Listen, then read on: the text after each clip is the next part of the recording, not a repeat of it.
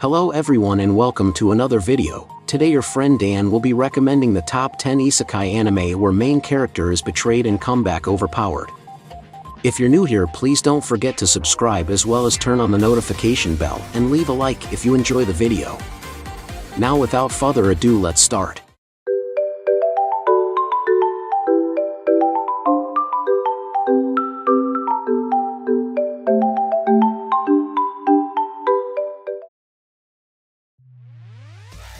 Number 10. Uncle from Another World.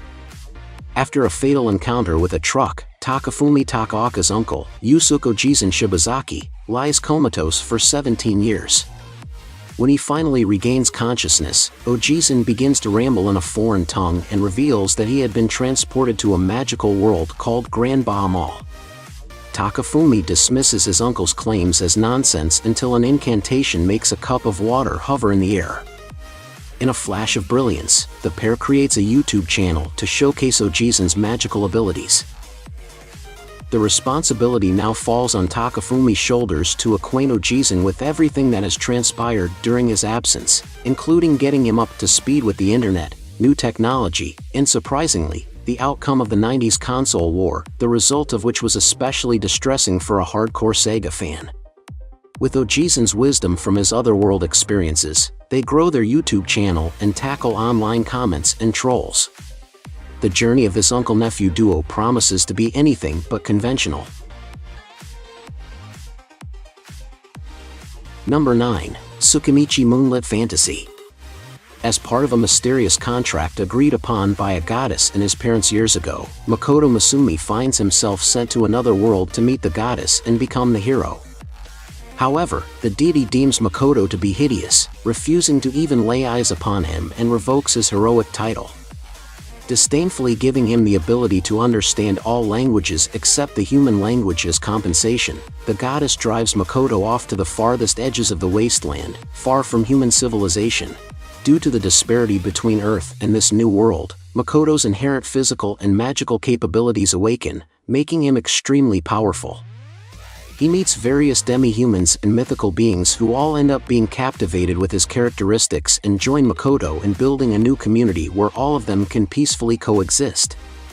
Nevertheless, despite this success, Makoto still yearns to meet fellow humans.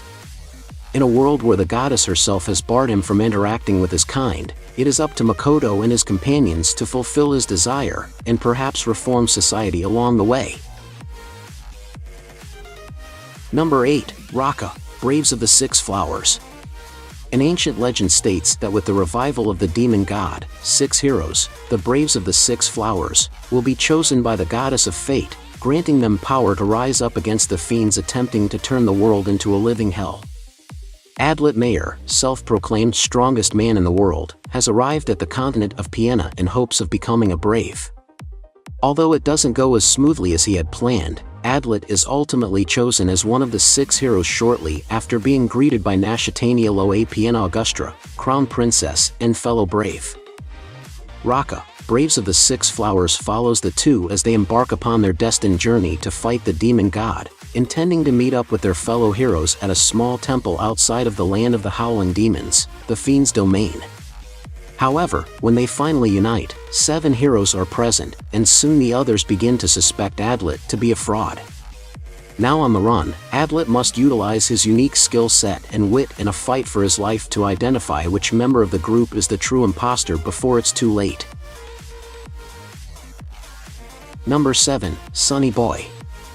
36 students find themselves in their school building suddenly adrift in a void-like dimension. When supernatural powers awaken in some of them, a sense of detachment begins to divide the group. Despite the student council's attempts to impose order, they clash with the students possessing special abilities, who rebel against their strict control.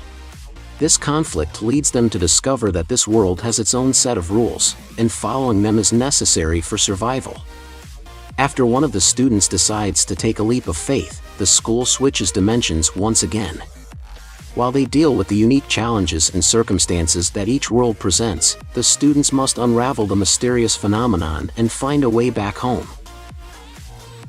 Number 6. Redo of Healer. When Kejiro acquired his powers as a hero who specialized in healing all injuries regardless of severity, it seemed that he would walk the path to a great future.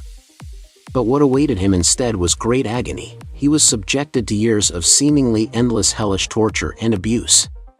Kejiro's healing skills allowed him to secretly collect the memories and abilities of those he treated, gradually making him stronger than anyone else. But by the time he reached his full potential, it was far too late. He had already lost everything. Determined to put his life back on track, Kejiro decided to unleash a powerful healing spell that rewound the entire world back to the time before he began to suffer his horrible fate. Equipped with the anguish of his past, he vows to redo everything in order to fulfill a new purpose, to exact revenge upon those who have wronged him. Number 5. The world's finest assassin. The world's greatest assassin had sworn lifelong allegiance to the organization that raised him. However, despite his loyalty, that very same organization takes action to silence him, ultimately leading to his demise. Drowning in frustration and regrets he can no longer suppress, he finds himself in an audience with a goddess attracted by his exceptional skills. The goddess offers him reincarnation into a magnificent world of swords and magic so he can perform a crucial mission, prevent that world's destruction by slaying its hero. Accepting the goddess' request, he is reborn as Luff Tuatha Day, the son of a noble family of assassins serving the Alvin Kingdom. Under the guidance of his father, Luff learns new assassination techniques that significantly differ from the cold-blooded and unsympathetic killing style of his previous life. Furthermore, his other talents bloom, allowing him to meet new allies and acquaintances. Even so, Luff knows that his efforts are far from adequate, because a monumental adversary such as the hero can only be defeated with perfection. Number 4. Welcome to Demon School, Iruma-kun. 14-year-old Iruma Suzuki has been unfortunate all his life, having to work to earn money for his irresponsible parents despite being underage. One day, he finds out that his parents sold him to the demon Sullivan. However, Iruma's worries about what will become of him are soon relieved, for Sullivan merely wants a grandchild, pampering him and making him attend the demon school Babels. At first, Iruma tries to keep a low profile in fear of his peers discovering that he is human. Unfortunately, this ends up being more difficult than he expected. It turns out that Sullivan himself is the chairman of the school, and everyone expects him to become the next Demon King. Iruma immediately finds himself in an outrageous situation when he has to chant a forbidden spell in front of the entire school. With this, Iruma instantly earns a reputation he does not want. Even so, he is bound to be roped into more bizarre circumstances. Number 3. Trapped in a dating sim, the world of Otome games is tough for mobs. Blackmailed into playing a dating simulator set in a matriarchy, an ordinary man must put up with the unbearable and convoluted world until he clears the game. After countless days of grinding, he finally manages to beat it, but his hardcore gaming comes at a cost: extreme sleep deprivation and hunger. While heading out to the convenience store to solve one of these problems, the man tumbles down the stairs and falls unconscious, only to wake up to the worst possible realization: he has been reincarnated into the game as the mob character Leon Faux-Bart Fort. Now trapped in a world he despises, Leon must use his knowledge of the game to navigate through the plot safely and sustain himself in a society where the odds are heavily stacked against him. Number 2. Arifureta, from Commonplace to World's Strongest. The ordinary life of 17-year-old otaku Hajime Nagumo is disrupted when he and his classmates are summoned to a fantasy world and tasked with saving mankind. While his classmates are gifted with impressive abilities useful in combat, Hajime is belittled for only gaining an inferior transmutation skill that lacks any real offensive power. During an expedition in the Great Orcus Labyrinth, Hajime is betrayed by one of his classmates, plummeting him to the bottom of an abyss. Though he survives the fall, Hajime is faced with menacing monsters and misfortunes that send him spiraling into a grim nightmare.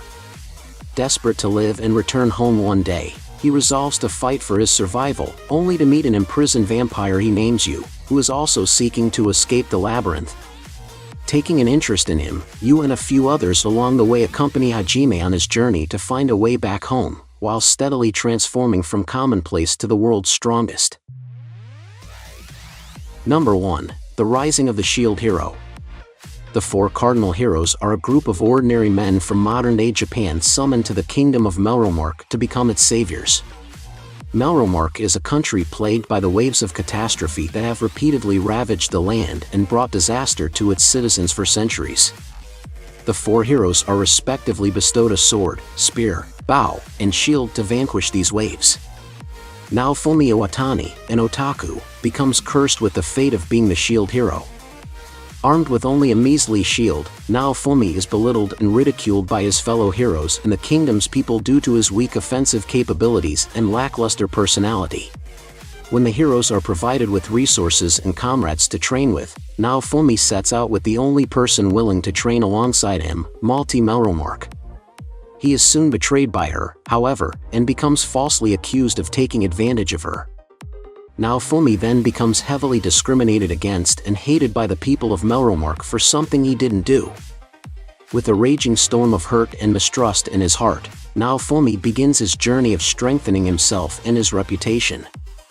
Further along, however, the difficulty of being on his own sets in, so Naofumi buys a demi-human slave on the verge of death named Raphtalia to accompany him on his travels.